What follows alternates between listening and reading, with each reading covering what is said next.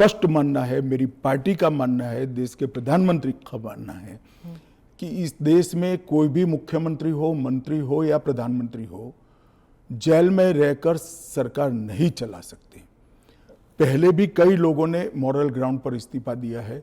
लाल कृष्ण अडवाणी जी ने दिया था, येदुरप्पा जी ने दिया था, ईश्वरप्पा जी ने दिया था, जॉर्ज फर्नांडिस जी ने दिया था। कई सारे लोगों ने मॉरल ग्राउंड पर इस्तीफे दिए हैं। कोई जेल में जाकर सरकार नहीं चला। इवन हेमंत सोरेन ने दिया था रिसेंट पास्ट में। जब वो छूट कर आए तो फिर से मुख्यमंत्री बन गए। अब इसका हमने कानूनी प्रोविजन किया है, क्योंकि जब पहले कानून बने होंगे, संविधान बना होगा, तब संविधान निर्माताओं ने ऐसी निर्लज्जता का कल्पना नहीं करा होगा कि कोई भी मुख्यमंत्री जेल में जाएगा और अंदर से मुख्यमंत्री बना रहेगा। खैर, अब ऐसी घटनाएं हुई है रिसेंट पास्ट में, तो हमें हमारी नैतिक मूल्यों के स्तर को गिरने नहीं देना चाहिए। एक कानून नैतिक स्तर के मूल्यों को एक आधार देगा और इससे हमारा लोकतंत्र निश्चित रूप से मजबूत होगा। गृहमंत्री जी, विपक्ष कह रहा है कि सरकार जो है वो इस तरह के जो सिचुएशन बनाएगी या फिर कोर्ट पर दबाव डालेगी कि 30 दिन में जमानत नहीं मिलेगा। अगर 30 दिन में जमानत नहीं मिल जाता तो फिर the entire thing falls through. देखिए, ये उनका पद से चिपक रहने के लिए एक अलग प्रकार से बनाया हुआ खूबसूरत आर्ग्यूमेंट है। मैं मानता हूं हमारी कोर्ट्स संवेदनशील है और जब किसी का पद जाता है तो निश्चित रूप से कोर्ट समय मर्यादा में उनकी जमानत के फैसले करेंगे, जो भी होगा उसका। मैं विपक्ष के लिए नहीं लिखा, पक्ष विपक्ष जो भी होगा, इसकी जमानत के फैसले तुरंत ही करने की पद्धति भी डेवलप होगी, ऐसा मेरा स्पष्ट मानना है। वो तो कहते हैं कि पॉलिटिक्स ऑफ वेंडेटा होगा, क्योंकि जो इन्वेस्टिगेटिंग ऑफिसर है, जो पुलिसिंग है, वो सब सेंट्रल के कमांड में आ जाता है। पूरी चीज में से आपकी सरकार नहीं, है तो फिर पूरी चीज में से कोर्ट को बाहर ही रख रही हो। तो कोर्ट जाने से पहले इन्वेस्टिगेशन भी तो होगा ना। इन्वेस्टिगेशन तो पुलिस के हाथ में। मैं समझ गया, इन्वेस्टिगेशन हो गया, गलत हुआ, मान लीजिए आरोप भी मान लीजिए, अरेस्ट भी गलत हुई, तो 30 दिन में कोर्ट कहेगा अरेस्ट गलत है। और वेंडेटा की बात कांग्रेस पार्टी कर रही है, इनको शोभा नहीं देता जी। पर ये फिर वही पॉलिटिक्स की बात हो गई ना, क्योंकि आप कह रहे हैं कि इतने सारे राज्य हैं जहां पर बीजेपी के चीफ, वो तो टारगेट में नहीं होंगे। वो तो कह रहे हैं कि जहां पर बीजेपी की सरकार नहीं है वहां के चीफ मिनिस्टर्स को आप टारगेट बनाएंगे, खासकर ये जो इंडिया अलायंस के जो चीफ मिनिस्टर्स हैं। देखिए, मैं अभी भी कहता हूं कि भारतीय जनता पार्टी और एनडीए शासित जो राज्य हैं वहाँ कोई भी करप्शन या हमारे मंत्री या मुख्यमंत्री के खिलाफ केस है, उनका आरोप मान लीजिए, मानने के लिए ये फर्जी आरोप है, मगर एक सेकंड के लिए मान लीजिए कि कानून का काम नहीं करेगा, तो कोई भी व्यक्ति कोर्ट के सामने जा सकता है और कह सकता है कि इनके सामने एफआईआर करने का।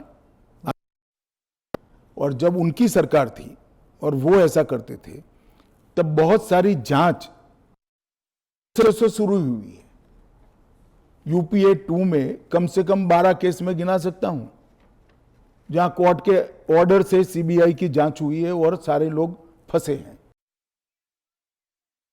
इस टाइम तो उनकी सरकार थी, अभी आपकी सरकार है। वो कह रहे हैं कि चाहे डीएमके हो या आम आदमी पार्टी हो, आप सबके नेताओं को आप जेल में डाल देंगे। ऐसे नहीं हो सकता है, ये संभव ही नहीं है, क्योंकि कोर्ट तुरंत इंटरवीन करेगी अगर इसके अंदर एफआईआर के अंदर या अरेस्ट के अंदर तत्व नहीं है तो अरविंद केजरीवाल का उदाहरण भी देते हैं कि इस प्रावधान के अनुसार अगर उन्हें जमानत 30 दिन के भीतर ना मिलती तो वो भी वहीं पे पड़े रहते, जेल में पड़े रहते, और उनको फिर वो चीफ मिनिस्टर पद से भी हटा दिया। जमानत उनको एक कानून आया ही नहीं था, फिर भी मिल गई थी। हाँ, मगर इतना जरूर होता, अगर ये कानून होता तो उनको इस्तीफा दे देना पड़ता। वो जो मैं मानता हूं कि देना चाहिए। बाहर निकलकर जब पब्लिक विरोध करने लगी तो उन्होंने दे भी दिया, मॉरल ग्राउंड पर ही दिया। अब कानूनन देना पड़ेगा, इतनी ही बात है। तो चुनाव फेस करने के पहले उन्होंने मॉरल ग्राउंड पर इस्तीफा देकर आतिशी जी को दिल्ली की मुख्यमंत्री, क्योंकि जैसे ही घूमने लगे पब्लिक ने सवाल करे आपने कहा कि आप जीपीसी में भेजने वाले हैं, लेकिन ऑपोजिशन जो कह रहे हैं, जैसे टीएमसी जो फोर फ्रंट पे है ऑपोजिशन में इसमें इस मामले में, वो कह रहे हैं कि वो जेपीसी का हिस्सा बनेंगे ही नहीं, वो बॉयकॉट कर देंगे। फिर क्या होगा? नहीं, क्या होगा तो हम क्या कर सकते हैं? तो फिर वो कानून ले आएंगे फिर? तो उनको कौन ना बोल रहा है कि आप मत बनो? क्योंकि हम कह ही रहे हैं कि आप बनिए। आप अगर पार्लियामेंट चलाने के जो नियम बने हैं वो नियम को भी स्वीकार नहीं करोगे और आप कहोगे कि हमारी इच्छा है वही फाइनल हो, भले हम विपक्ष में हैं, ऐसा नहीं हो सकता।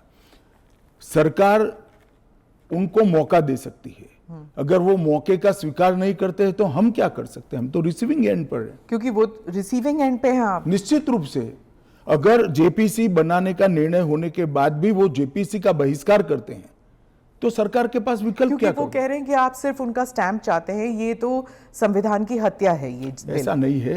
जेपीसी में अनेक साक्ष्य बुलाए जाते हैं, सार्वजनिक जीवन के भी बुलाए जाएंगे। आप एप्लीकेशन करोगी तो आपको भी बुलाएंगे, आपका रिकॉर्ड होता है और वो सारे दलीलों का, साक्ष्यों के दलील का काट कर रिपोर्ट तैयार होता है और वो रिपोर्ट के आधार पर बिल को बदला जाता है। तो पूरी पार्लियामेंट की संवैधानिक प्रक्रिया को ही सिरे से खारिज करते हैं। फिर तो आप ऐसे भी कह सकते हो कोई भी कानून हम पास नहीं होने देंगे, हम विरोध करेंगे।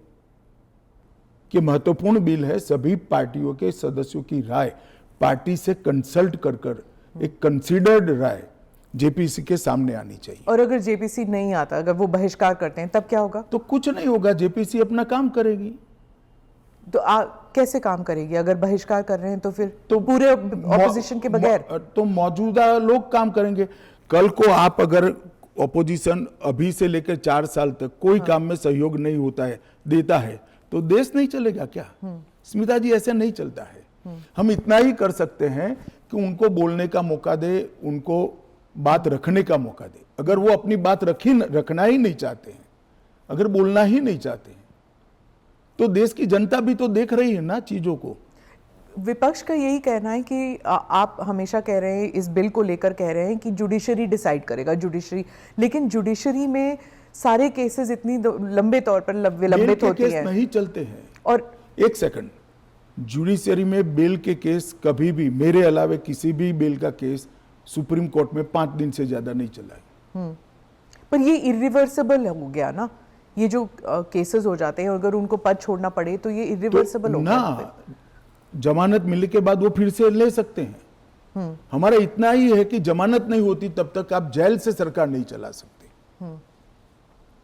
तो चलो जमानत मिलने में 30 की जगह 40 दिन हुआ, तो 40 दिन के बाद आप शपथ ले सकते हो। इसमें कोई जुडिशियल प्रोविजंस हैं क्या इस बिल में कि थोड़ा बहुत एटलीस्ट सुरक्षित महसूस करे? यही सबसे बड़ा सुरक्षित महसूस करने का कारण है कि 30 दिन के बाद अगर आप इस्तीफा देते हो, उसके बाद में आपको जमानत मिलती है, जब चार्जशीट हो जाए वगैरह वगैरह, और जमानत अगर मिलती है तो आप शपथ ले सकते हो। इससे असुरक्षित होने का कोई भाव रखने का कारण नहीं। नजरिए में आप ऑलरेडी गिल्टी साबित हो गए ना, अगर आपको इस्तीफा देना है, फिर से इलेक्शन लड़ना है। ऐसा है, इसके पहले कितने स्टेज आते हैं पहले आप जान लीजिए। सबसे पहले एफआईआर होती है और सीबीआई है तो पीई होती है, प्रिलिमिनरी इंक्वायरी होती है। एफआईआर होती है, एफआईआर पर आप स्टे ले सकते हो।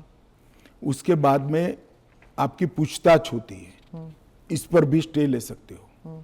इसके बाद में आपका समन निकलता है, उसके बारे में भी आप स्टे ले सकते हो, और अरेस्ट पर भी स्टे लेते हो, और अरेस्ट होती है तो फिर जमानत के लिए अप्लाई भी कर सकते हो। ये 5 स्टेज आते हैं, रातों रात कुछ नहीं होता। मगर करप्शन में अगर आकंठ आप डूबे हुए हैं तो फिर तो अरेस्ट भी होगी, जेल में भी जाना पड़ेगा, इस्तीफा भी देना पड़ेगा। फिर भी अगर बाद में जमानत होती है तो आप फिर से शपथ ले लो भाई। मगर एक बात आप मुझे ये बताइए, क्या एज अ सीनियर जर्नलिस्ट आप इस चीज को ठीक मानती है? क्योंकि अभी तो नरेंद्र मोदी जी है तो ऐसा सवाल ही नहीं है, परंतु कभी भी देश का प्रधानमंत्री जेल में जाए तो जेल से देश का प्रधानमंत्री सरकार चलाए, वो ठीक मानती है क्या आप? देश का मुख्यमंत्री जेल में रहकर सरकार चलाए, वो ठीक मानते हैं क्या आप?